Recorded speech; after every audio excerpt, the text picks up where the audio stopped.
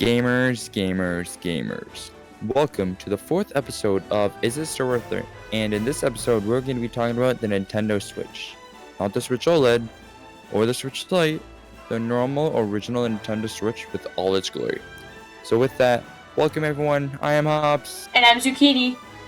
And today, we're going to be telling you if the Nintendo Switch is still worth it.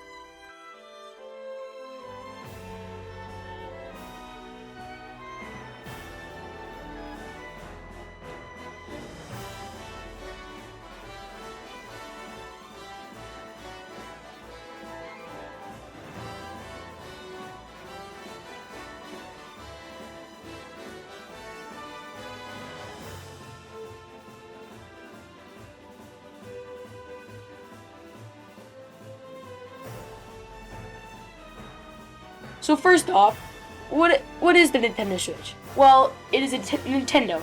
No, not that Nintendo. Or that either. It's a Nintendo product that looks and feels like a portable device.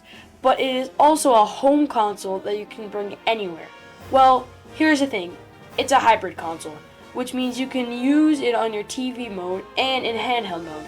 This is the 12th console Nintendo has made, not including handheld consoles like the DS or Game Boy. The Switch has a chance to be the best-selling Nintendo console of all time, but can anyone dethrone the Wii?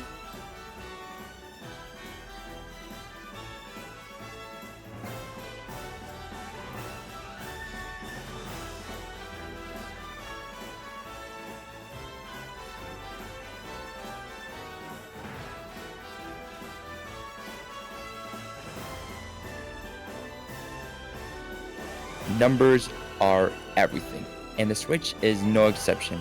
As of September 30th, 2021, it has sold over 92 million units. Wait, Hobbs. So you're telling me that the Switch is less than 10 million units away from outselling the Wii? Yep, and the numbers only get bigger from here.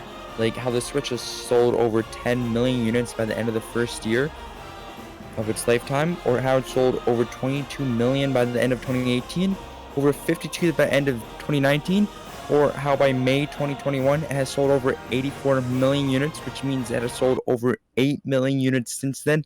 And who knows, by the time you're watching this, it could surpass 100 million. Hobbs. I think they get it. Right. Sorry.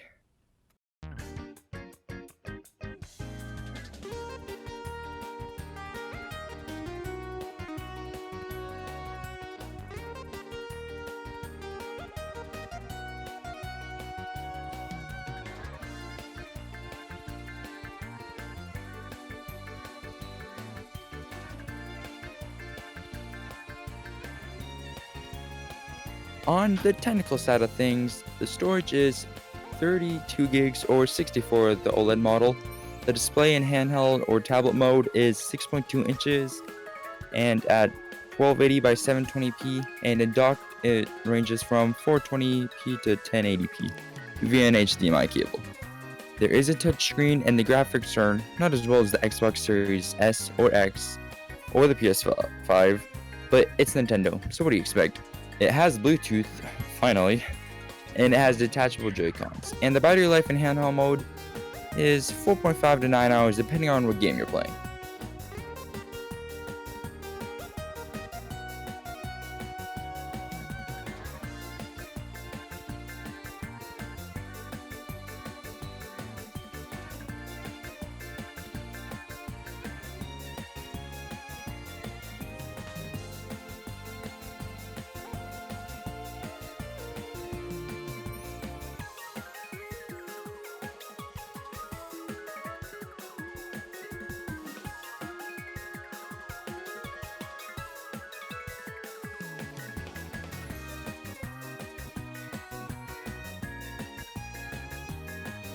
Now, let's compare this bad boy to some of its predecessors. The Switch, as of its recording, has two more different types of it, the Switch Lite and the new Switch OLED. So let's compare the Switch Lite first. The Switch Lite came out in 2019 and was a full-on portable console because there was no dock for this version of the Switch. It was a handheld like the DS or Game Boy. Don't get me wrong, it was a good console, but there were some drawbacks to it. Like, you cannot play every single game on it, like Super Mario Party, Just Dance, Ring Fit Adventure, and 1-2 Switch. Not that that's a bad thing, but you know what I mean. It was for people who plan on playing it by themselves, not with friends. Now, the Switch OLED, which came out in 2021, has basically the same features as the Switch. But if you want to know what are the differences, I'll highlight them here quickly. So, the dock has a built-in Ethernet cable slot, and looks so good. The screen is a little bigger than the original Switch. It has a OLED touchscreen. For those of you who don't know what an OLED touchscreen is, it is basically a screen with a nice resolution and responds better with the touchscreen. Thanks, Hops. And the storage is doubled from 32 gigs to 64 gigs. And that is it for the comparison.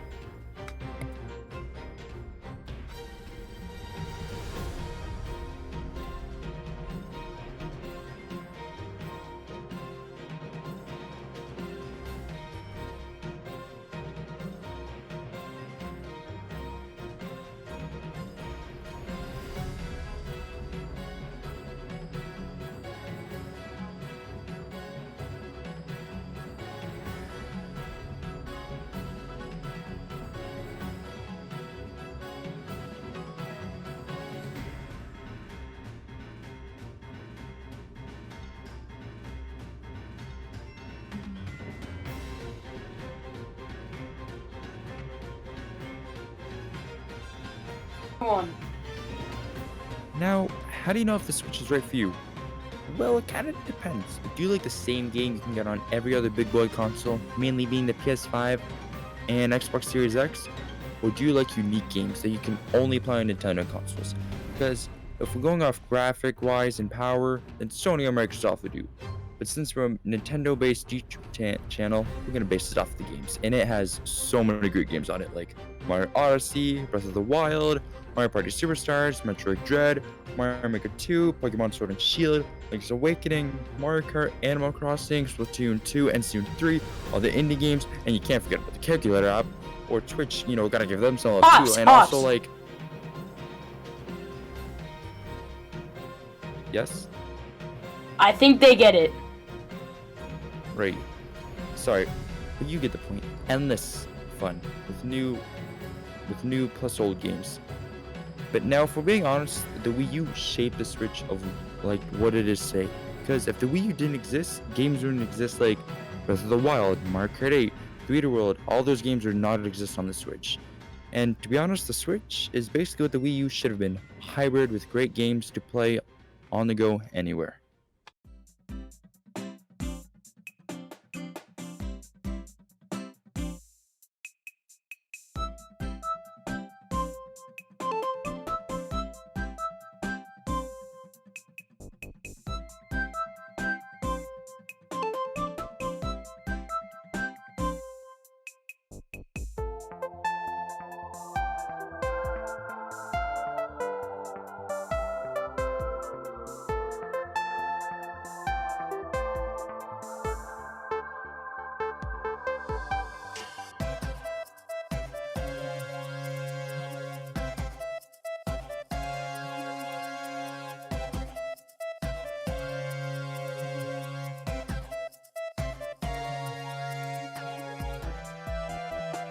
Don't you just love it when you're playing your Switch and your parents say to do something and they'll be like, I'll unplug it, and you're just like, go ahead.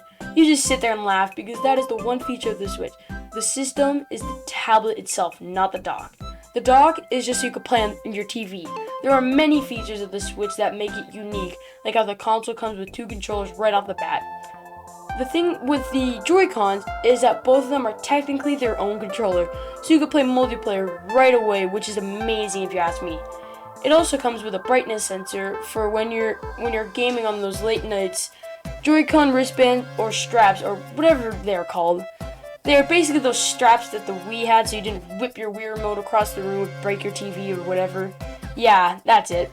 The Joy-Cons also come with a Joy-Con grip where you can put your Joy-Cons in and use them as a controller if you don't already have the Pro Controller, which by the way is one of the best controllers Nintendo's ever made. You can also have the classic things like speakers at the front and an audio jack, But for the game card slot, besides the little push and lock thing that happens, if you also have a little cover or whatever you want to call it, whatever you want to call it, to make sure your games don't get lost when they're not hooked in.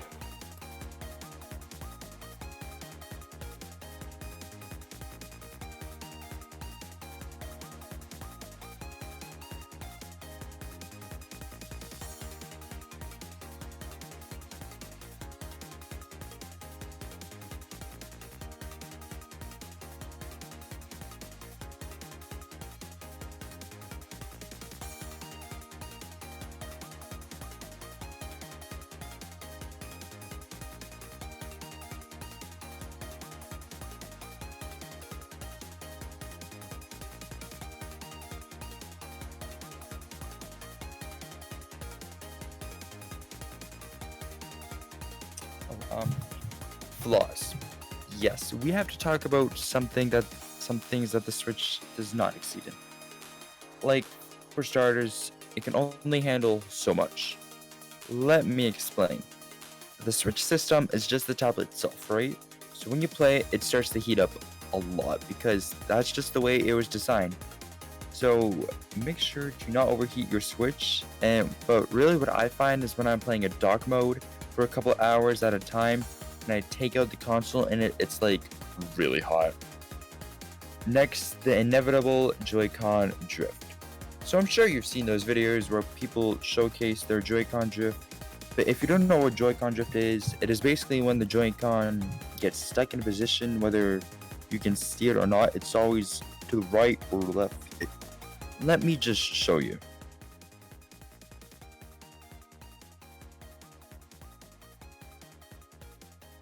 So yeah, Joy-Con drift is not fun, and Nintendo has really done nothing about it. Finally, it is not even nearly as powerful as the big boys. Yes, I love the Switch, but if you compare it to the PS5 or even the PS4, it is slow and the graphics are not as good compared to those consoles. But with all this said, the Switch does hold up to its standards.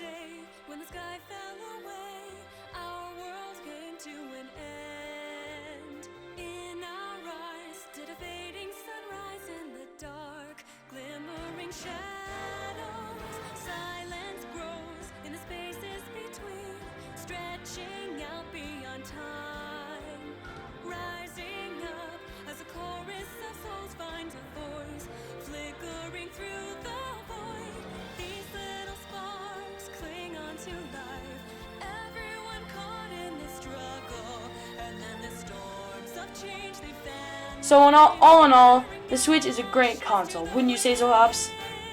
Yes, of course. The Switch has some great games, great features, and a pretty good resolution for the size of it.